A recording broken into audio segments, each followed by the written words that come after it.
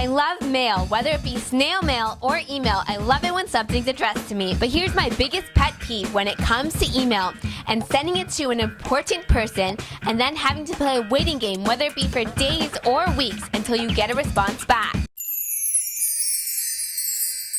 Tom Thibodeau sent a message loud and clear to his team, and they did not take months or weeks to respond back. His message was to clog the lane, and they did it in an instant. The second quarter told the story. It was when the Bulls demolished the Raptors, and the game, for the most part, was practically done. Taj Gibson rocked the house, but Corey Brewer went right at his defender, took the initiative, drew the contact, and got second chance opportunities as he stepped up his game on the offensive end. They say in the NBA that you cannot teach height, and Amir Ashik is a perfect example of that saying. He had one solid performance, and on the fast break, he sure did help the Bulls with their 12 points, coming off 10 Raptors turnovers, and that was all in the first half.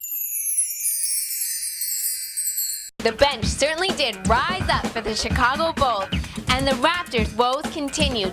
You thought that it would be the third quarter woes, which were their Achilles heel. But in 2011, the fates have changed. Speaking of change, we welcome Andrea Bargnani back into the Raptors starting lineup. But did you notice, just like me, how DeRozan became more of a playmaker and he had to adjust to what Andrea Bargnani was doing out there on the floor? Now, those two have to learn to play together somehow, some way, and quick. A key stat to note, while Andrea Bargnani was out, DeMar DeRozan was shining in the limelight, shooting 50% from the field.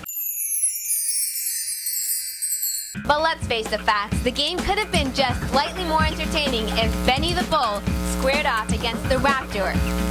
Or we did get to see Brian Scalabrine play a little bit more than just 2 minutes in the final quarter of this game. One thing to note from inside the Purple Room, when you do receive a message, kindly respond back, please. Well, it's time for the Raptors to play a second game of a back-to-back where they're 3-4 in that department. And this time it comes against the Cleveland Cavaliers. I personally predict a victory. What do you think? Let me know your thoughts. Thanks again for joining me. I'm Pyle, and I'll see you again next time from Inside the Purple Room.